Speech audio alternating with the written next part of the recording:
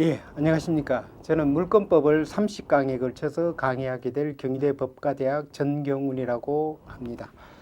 오늘은 먼저 제1강으로서 물권법의 소개 및 물권의 본질 등 물권법 강의를 듣기 위한 기본적인 내용을 소개해주고, 그 다음에 물권법이 무엇이다라는 것에 대해서 이해를 하도록 하겠습니다.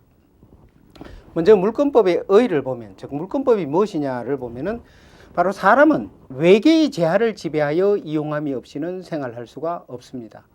바로 물권법은 각종의 제한에 대한 사람의 지배관계를 규율하는 법이다라고 할 수가 있습니다. 그러면은 물권법이 우리 민법에서 어떠한 위치를 차지하고 있는가를 한번 보도록 하겠습니다. 먼저 칠판을 봐주시면은, 자, 우리 민법이라고 하면은 사인간의 생활 관계를 규율하는 사법이다라고 정의할 수 있습니다. 이러한 우리 민법은 크게 5편으로 구성되어 있습니다.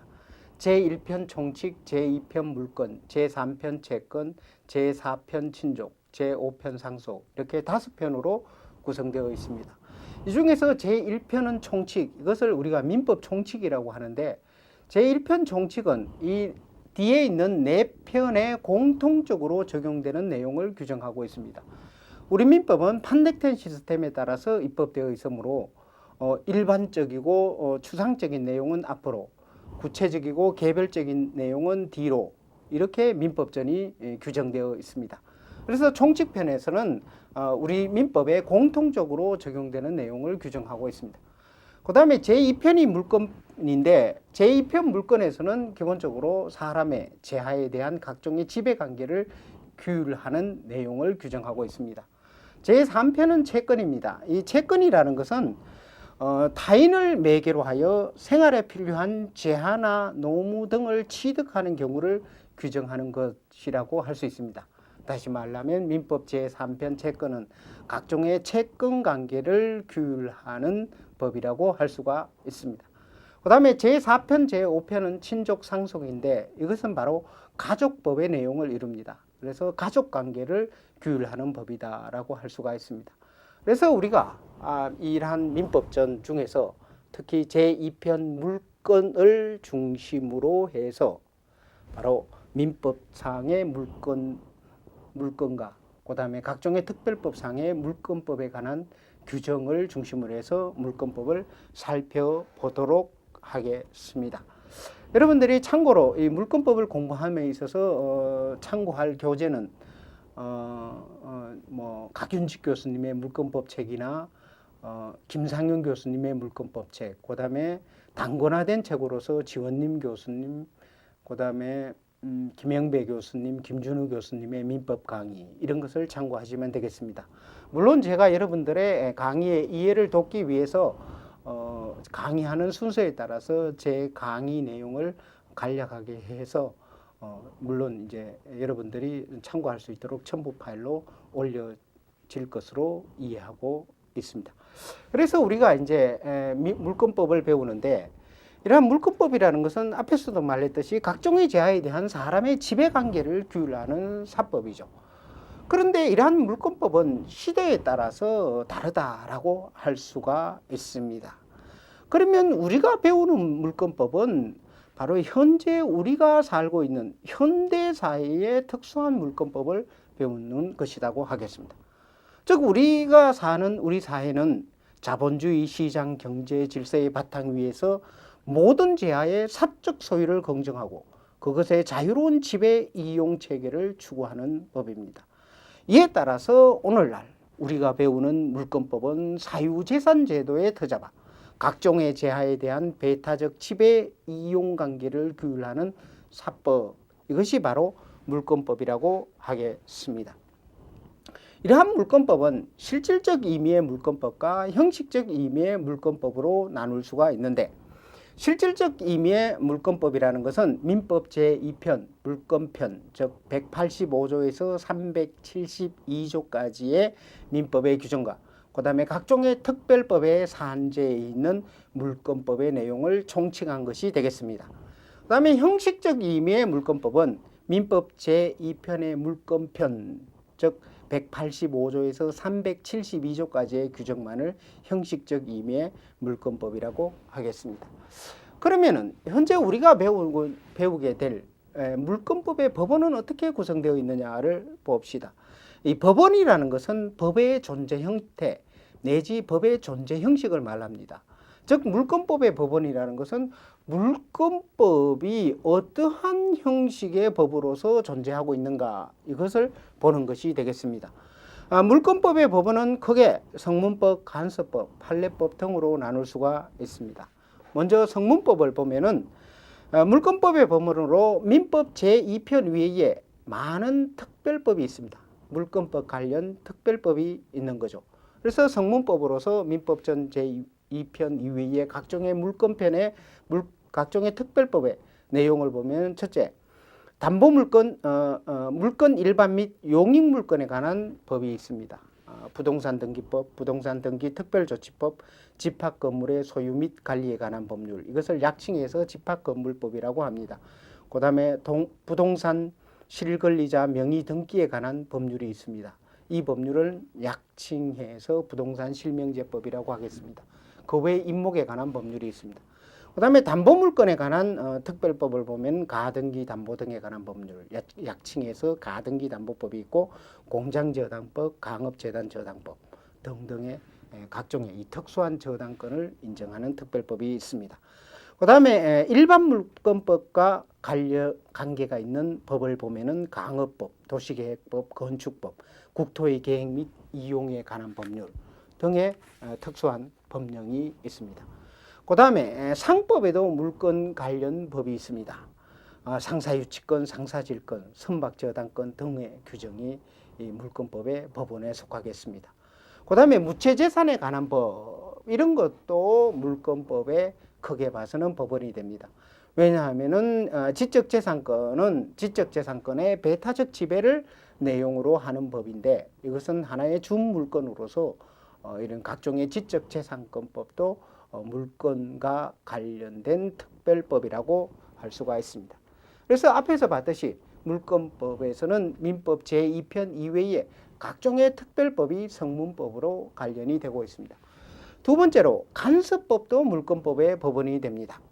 간섭법은 물권법의 중요한 법원이다라고 할 수 있는데 우리 민법 제1조에서는 간섭법의 법원성을 명문으로 규정하고 있고 또 185조에서 간섭법의 법원성을 확인하고 있습니다. 즉 185조는 물권은 법률 또는 간섭법에 의하는 외에는 임의로 창설하지 못한다라고 해서 간섭법에 의한 물권의 창설을 인정하고 있습니다. 그래서 간섭법도 물권의 법원이 되겠습니다.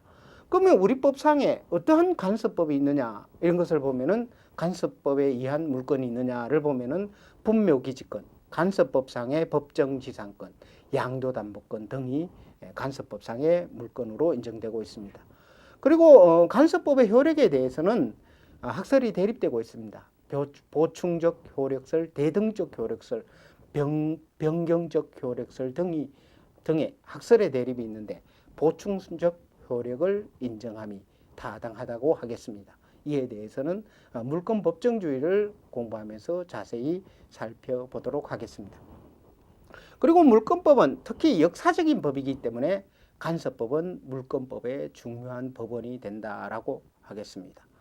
세 번째로 헌법재판소의 결정, 이것도 물권법의 법원이 됩니다. 헌법재판소의 결정은 법률과 동일한 효력이 있습니다. 이에 따라서 물권과 관련해서 헌법재판소의 결정이 있으면 이것은 물권법의 법원이 된다고 하겠습니다. 물권법의 법원으로서의 헌법재판소의 결정 중 중요한 것을 보면은 먼저 조세 우선 특권을 인정한 국세기본법의 일부 위헌 결정, 또 지방세법의 일부 위헌 결정이 있습니다. 이것은 바로 이제 저당권에 대해서 조세 우선 특권을 국세기본법과 바로 지방세법에서 인정했는데 이것은 일정한 경우에 위헌이다라는 헌법재판소의 결정이 있습니다. 그 다음에 잡종재산인 국공유지를 취득시효의 대상에서 제외한 국유재산법 등이 있는데 여기에 대해서도 일부 위헌 결정이 있었습니다. 이러한 내용은 우리가 취득시효 등 관련 내용을 보면서 자세히 보겠습니다. 이와 같이 헌법재판소의 결정도 물권법의 중요한 법원이 될 수 있으므로 물권법 관련 헌법재판소의 결정 내용도 간과해서는 안 될 것입니다. 세 번째로 판례법, 이것도 물권법의 법원이 된다고 하겠습니다. 영미법에서는 불문법주의를 취하므로 판례의 법원성이 당연히 인정이 되겠습니다. 그런데 우리나라에서는 불문법주의가 아니고 성문법주의를 취하죠. 그러면 판례가 법원이냐라는 것이 논란이 될 수가 있습니다. 이에 대해서 판례의 법원성을 부인하는 견해가 있습니다. 왜냐하면 우리나라에는 성문법주의를 취하고 또 법원의 결정은 당해 사건에 한해서 하급심을 기속한다라는 법원 조직법이 있죠. 그리고 상권 분립의 정신에 비추어 봐서 판례의 법원성을 부인하자는 견해가 있습니다. 그러나 판례의 법원성을 인정하는 견해가 타당하겠습니다. 왜냐하면 판례는 법 형성적 기능이 있습니다. 즉 우리 법률은 일반적이고 추상적으로 규정되고 있죠. 이럴 때 추상적으로 규정된 법의 의미를 판례를 통하여 구체적으로 명확하게 됐습니다. 그래서 판례가 법 형성적 의미를 가지기 때문에 판례의 법원성을 인정하는 것이 타당하겠습니다. 더욱이 물권법이 살아있는 법으로서 물권관계를 규율하기 위해서는 판례법을 법원으로, 즉 법의 존재 형식으로 인정하는 것이 타당하겠습니다. 이에 따라서 물권법의 존재 형식, 즉 물권법이 어떤 식으로 존재하느냐를 다시 한번 보면은 먼저 성문법으로 물권법의 규정이 있고, 그 다음에 간섭법, 헌법재판소의 결정, 그 다음에 판례법, 이런 식으로 물권법이 존재한다고 하겠습니다. 그 다음에 물권법의 특질에 대해서 보겠습니다. 이것은 물권법은 채권법과 비교하여 어떠한 특징을 가지느냐를 보는 것입니다. 왜냐하면은 채권법, 물권법은 이것은 재산법의 2대 지주이죠. 그래서 재산법은 물권법과 채권법으로 구성되어 있는데, 그러면 이런 물권법은 채권법에 비해서 어떠한 특질을 갖느냐를 보는 것이 되겠습니다. 그래서 물권법의 특질로서는 강행법규성과 고유법성, 이 두 가지를 들 수가 있겠습니다. 채권법은 채권법에 있어서는 계약 자유의 원칙이 지배합니다. 이에 따라서 채권법의 규정은 임의법규성을 갖습니다. 다시 말하면 채권법의 규정은 대부분 임의 규정이죠. 그래서 당사자의 합의로 채권법의 내용과 다른 채권의 종류와 내용을 설정할 수가 있습니다. 이에 반해서 물권법은 배타성을 가지는 물건을 규정하는 법이기 때문에 대부분 강행 규정입니다. 그리고 물건은 사건이지만 제3자의 이해관계도 고려되어야 하기 때문에 공공성과 사회성을 가집니다.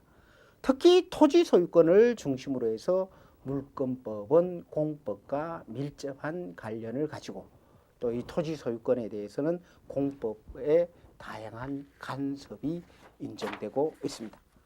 두 번째로 물권법은 고유법성을 갖습니다.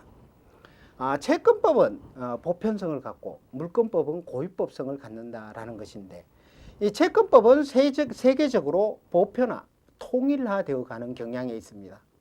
이러한 것의 가장 대표적인 예가 유엔 통일매매법이라고 하겠습니다. 국제 간에는 무역이라는 형태로 동산의 매매가 활발하게 일어나죠. 그래서 각 국가의 법의 상의로 인해서 무역의 원활한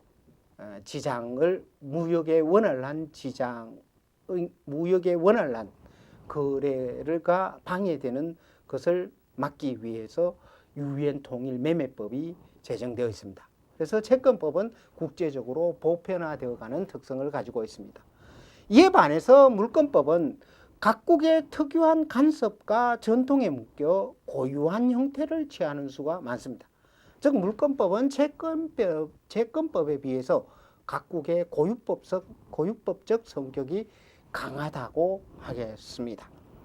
우리나라의 물권법의 경우에는 대표적으로 전세권을 규정하고 있는데 이 전세권은 우리나라에서만 인정되는 물권의 한 종류입니다.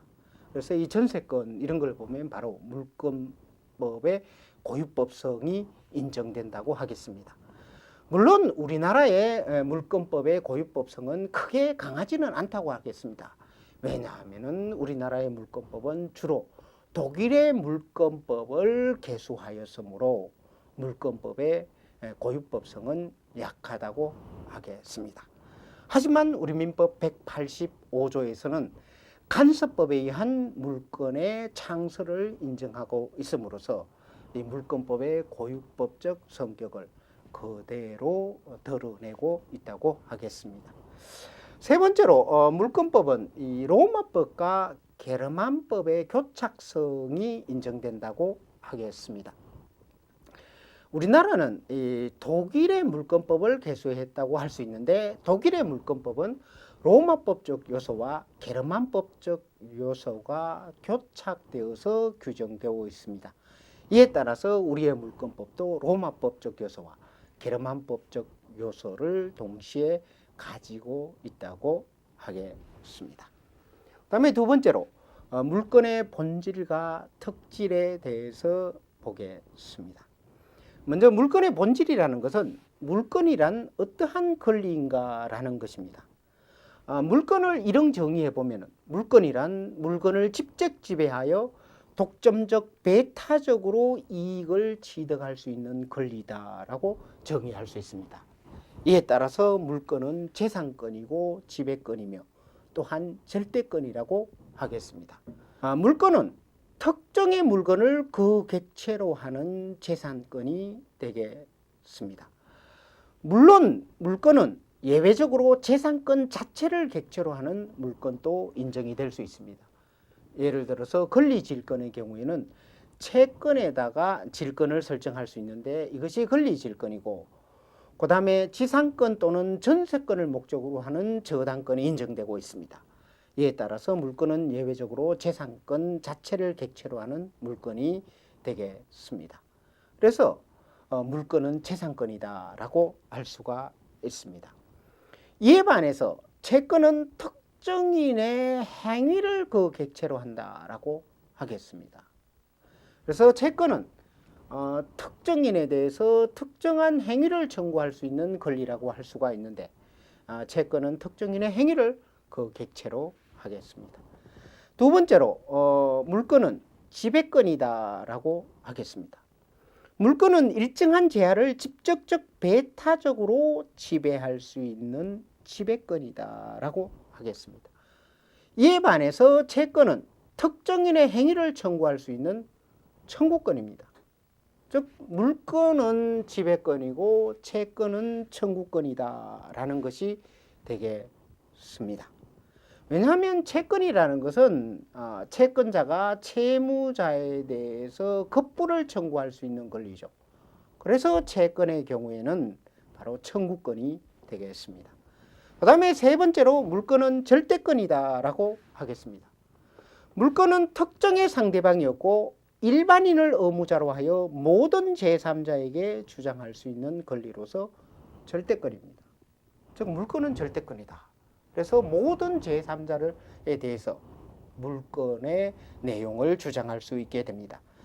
그래서 물권은 절대권, 채권은 상대권이다라고 구별하는 것이 일반적인데 이러한 구별을 부정하는 입장도 있습니다.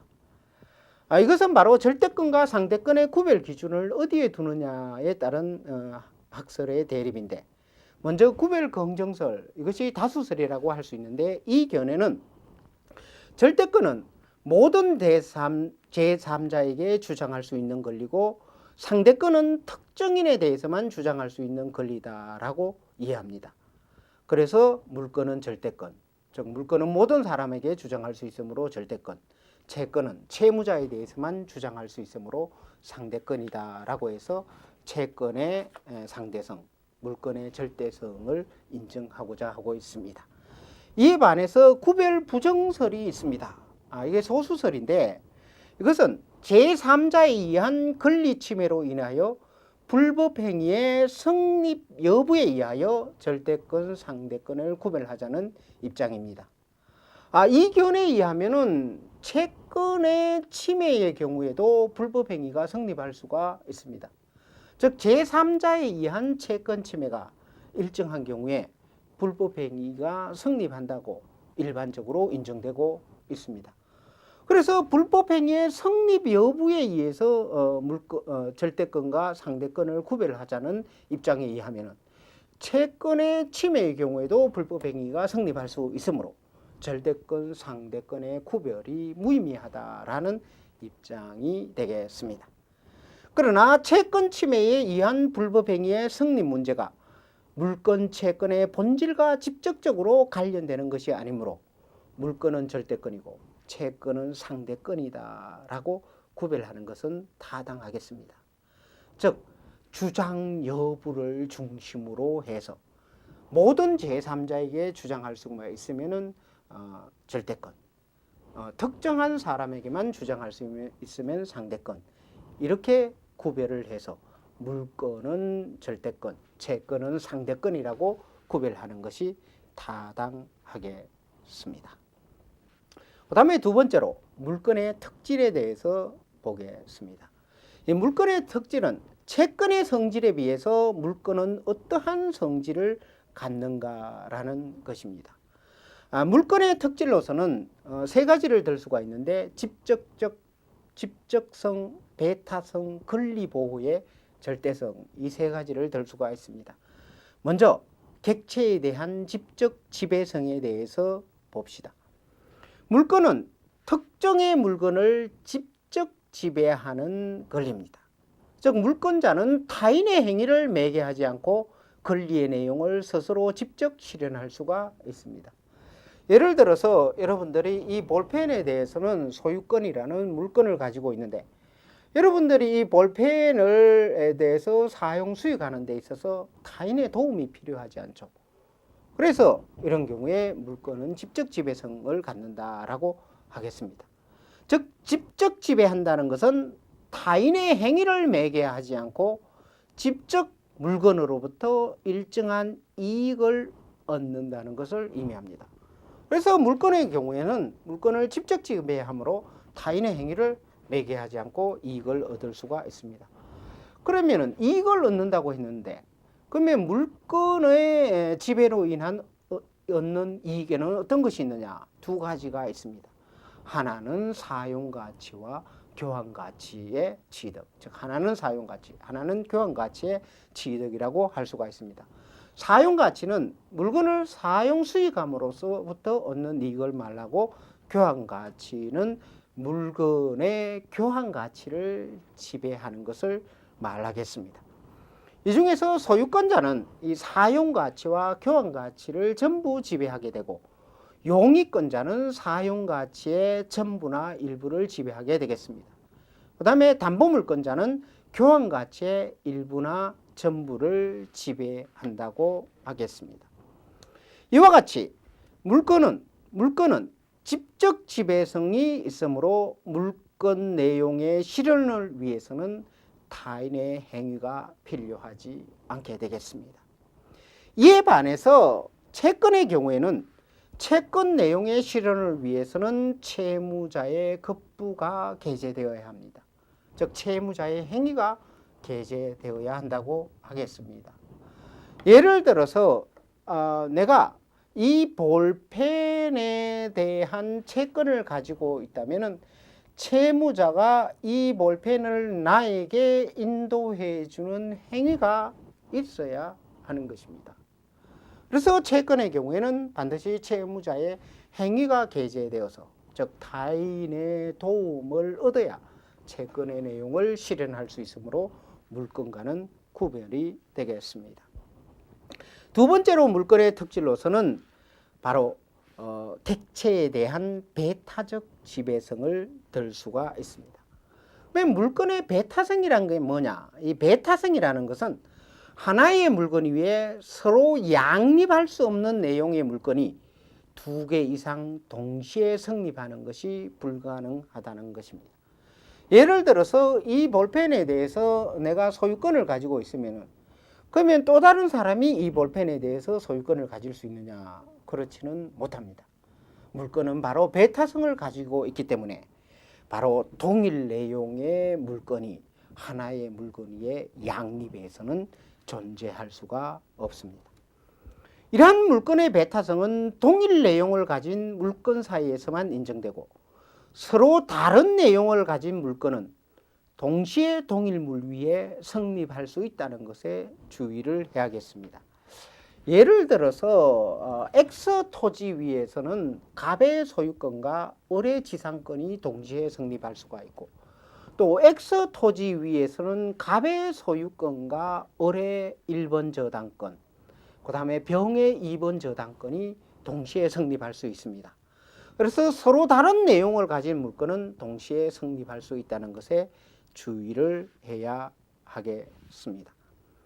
또한 등기, 점유와 같은 물건의 공시도 물건의 배타성에서 기인한다라고 할 수가 있습니다. 즉 물건, 특히 부동산 물건은 등기를 통해서 공시되고 동산 물건은 점유를 통해서 공시되는데 이것은 바로 물건의 배타성에서 기인하는 것입니다. 이에 반해서 채권은 배타성이 없으므로 동일한 내용의 채권이 동시에 병존할 수 있습니다. 즉 채권에 있어서는 채권자 평등의 원칙이 적용된다고 하겠습니다. 예를 들어서 내가 이 볼펜을 A 갑에게 매각을 한 경우에 갑은 나에 대해서 이 볼펜에 대한 인도 청구권이라는 채권을 가지고 또 을에게 매각한 경우에는 을도 나에게 이 볼펜에 대한 채권, 즉 볼펜에 대한 인도 청구권이라는 채권을 가집니다. 이때 갑과 을의 나에 대한 채권은 누구가 우선하지 않습니다. 즉 갑과 을의 채권은 평등하게 되고 채권자 평등의 원칙이 지배합니다.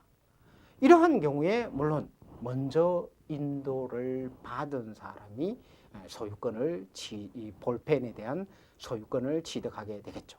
그래서 채권의 경우에는 바로 동일한 내용의 채권이 동시에 성립할 수 있으므로 채권자 평등의 원칙이 지배합니다. 이에 반해서 물건의 경우에는 원칙적으로 배타적 지배성이 인정되므로 동일 내용의 물건이 하나의 물건 위에 동시에 성립할 수 없겠습니다. 그 다음에 채권의 절대성을 들 수가 있습니다. 물건에 대해서는 특정의 의무자가 없으며 모든 사람에 대해서 주장할 수 있는 권리입니다. 그래서 물건은 절대권이다라고 하겠습니다. 그리고 물건은 모든 제3자에게 주장할 수 있으므로 어떤 자가 물건을 침해한 때는 물건자는 그에 대해서 물권적 청구권을 행사할 수가 있고 또 손해가 발생한 경우에는 당연히 손해배상을 청구할 수도 있습니다. 이에 반해서 채권은 특정한 채무자에게만 주장할 수가 있는 상대권이다라고 하겠습니다. 그래서 물건은 절대권, 채권은 상대권이다라는 점에서 구분될 수가 있습니다. 그 다음에 물건은 양도성을 갖는다라고 할 수가 있습니다. 물건은 재산권으로서 당연히 양도성을 갖습니다. 물론 채권도 재산권이고 양도성이 인정됩니다. 그러나 주의할 것은 물건의 양도성은 채권의 양도성보다 강하다고 할 수 있습니다. 채권의 경우에는 당사자의 합의나 또 채권의 성질에 의해서 양도성이 제한될 수가 있는데 물건은 그렇지 않다고 하겠습니다. 물건은 당사자 간에 양도 금지 특약이 있더라도 이러한 특약은 당사자 간에만 효력이 있고 이러한 특약에 위반하여 양도한 때에도 양수인은 그 물건을 유효하게 취득하게 되겠습니다. 그래서 물건은 양도성이 채권의 양도성보다 강하다라고 하겠습니다. 그 다음에 세 번째로 물건의 객체에 대해서 보겠습니다. 물건의 객체는 원칙적으로 특정된 독립한 물건만이 물건의 객체가 되겠습니다. 그래서 특정되고 독립한 물건, 이것이 물건의 객체라고 할 수가 있습니다. 그러면 이때 먼저 물건이라는 개념에 대해서 보면은 우리 민법 98조에서는 유체물 및 전기 기타 관리할 수 있는 자연력이 물건이다라고 할 수가 있습니다. 그래서 98조에서 정의하는 것처럼 유체물 및 전기 기타 관리할 수 있는 자연력이 물건의 객체가 됩니다. 다만 채권 기타 권리에 대해서도 예외적으로 물건이 성립할 수 있습니다. 예를 들어서 채권을 목적으로 하는 권리질권이 인정이 되겠습니다. 다시 말하면은 갑이 을에 대해서 채권, 즉 돈을 100만 원 받을 수 있는 금전 채권을 가지고 있는 경우에 이 금전 채권을 목적으로 하는 권리질권을 설정할 수가 있겠습니다. 그 다음에 지상권, 전세권 자체에다가 저당권을 설정할 수가 있습니다. 그래서 예외적으로 채권, 기타 권리도 예외적으로 물건의 객체가 될 수가 있겠습니다. 그 다음에 무체재산권은 물건은 아니지만 배타적 지배가 성립할 수 있으므로 권리질권의 대상이 되겠습니다. 두 번째로 물건의 객체는 특정한 물건임을 요한다라고 하겠습니다. 물건은 물건에 대한 직접적 지배를 내용으로 하기 때문에 그 객체는 특정된 것이어야 하고 불특정물에 대해서는 물건은 성립하지 못합니다. 그래서 물건의 목적물은 특정된 물건이어야 한다라고 하겠습니다. 이때 특정이라는 것은 사회 경제적 관념이고 예외적으로 집합물에도 물건이 성립할 수 있다는 예외가 있다는 것에 주의를 해야 하겠습니다. 그 다음에 세 번째로 물건은 독립한 물건이어야 합니다. 즉 물건의 객체는 하나의 독립한 물건이어야 한다라고 하겠습니다. 이것은 바로 일물일건주의로 나타나겠습니다. 다시 말하면 물건의 일부나 구성 부분은 공시가 곤란하고 또 사회적 실익이 없기 때문에 물건의 객체로 인정하지 않습니다.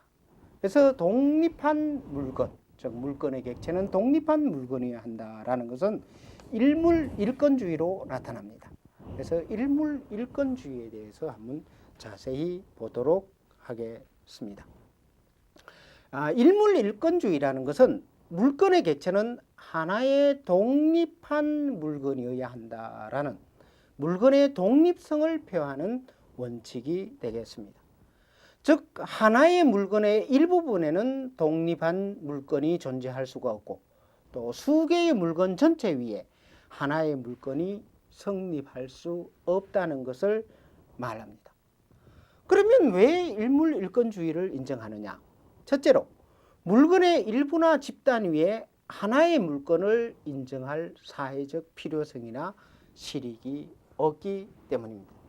예를 들어서 이 볼펜에 대해서는 이 볼펜을 하나의 물건으로 인정해서 하나의 소유권을 인정할 수가 있겠습니다. 그러나 이것을 분리해서 여기에 하나의 소유권, 여기에 하나의 소유권 이렇게 인정할 필요성은 없죠. 그래서 이 볼펜 전부 위에 하나의 물건을 인정하게 되겠습니다. 그 다음에 집합물 위에 하나의 물건을 인정할 필요성도 없죠. 예를 들어서 이 필기도구 두 개가 있는데 이 필기도구 두 개를 집합물 위에 이 두 개의 필기도구 위에 하나의 물건을 인정할 필요성도 없습니다. 왜냐하면 여기에 대해서는 각각의 하나의 물건, 즉 하나의 소유권을 인정하면 타당하기 때문에 바로 일물일건주의를 취하고 있습니다. 둘째로 물건의 일부나 집단 위에 하나의 물건을 인정하게 되면 공시가 곤란하다는 점에 있습니다. 자, 하나의 물건 위에 하나의 물건이 인정되어야 물건 자체의 공시가 인정될 수가 있습니다. 그래서 바로 일물일건주의를 취하는 것이라고 하겠습니다. 일물일건주의의 내용에 대해서 봅시다. 먼저 독립성을 정하는 기준에 대해서 보면 자, 한 개의 물건이냐 아니냐, 즉 독립한 물건이냐의 여부는 사회 통념, 내지 거래 관념에 의해서 결정이 되겠습니다. 대체로 동사는 한 개씩 분리해서 존재하므로 독립성을 정하는 데 특별한 어려움이 없습니다. 그러면은 부동산의 경우에는 약간의 어려움이 따릅니다. 즉 독립성을 물리적으로 정하는 방법에서 문제가 따릅니다. 이에 대해서 토지와 건물의 경우를 보도록 하겠습니다. 먼저 토지에 대해서 보면은 크게 보면은 우리나라의 모든 토지는 하나의 연속해서 토지가 존재한다고 하겠습니다. 그러면 토지의 독립성은 어떻게 정하느냐?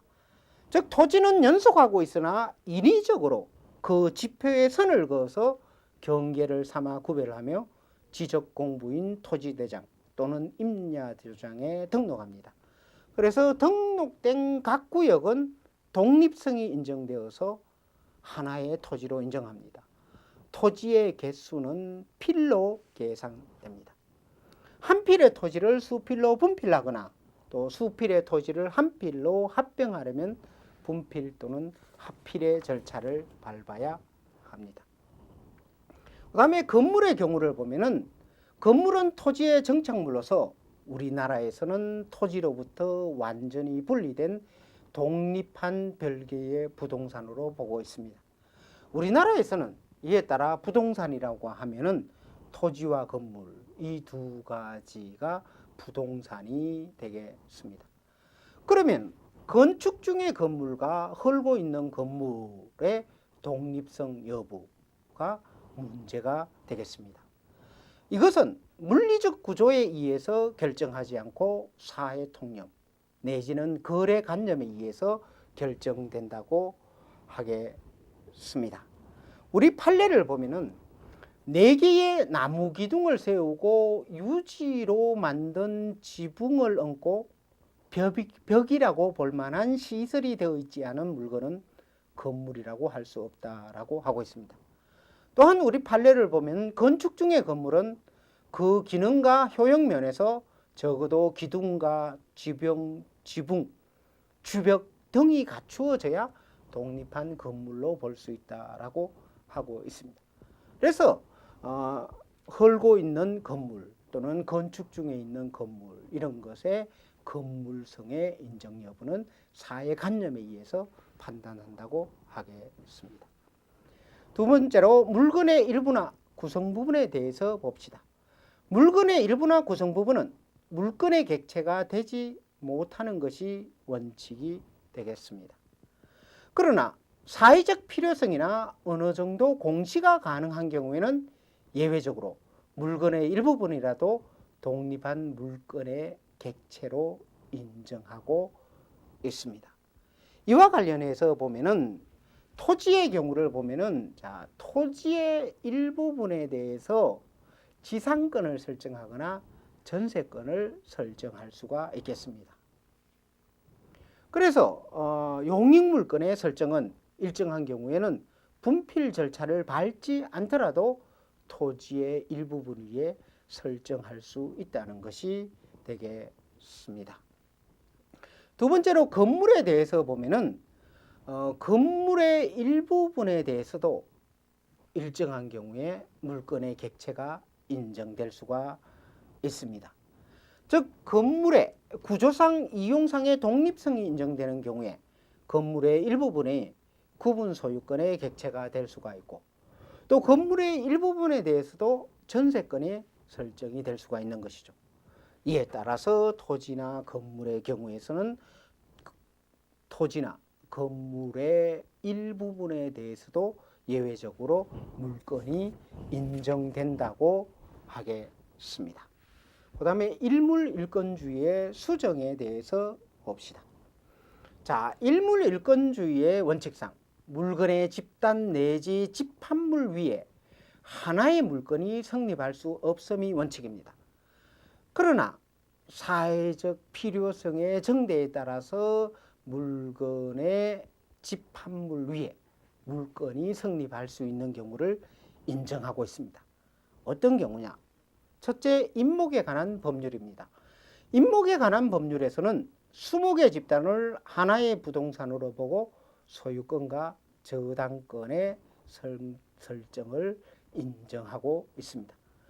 두 번째로 각종의 재단 저당법에는 다수의 기업 재산을 하나의 재단으로 구성하여 그 위에 저당권의 성립을 인정하고 있습니다.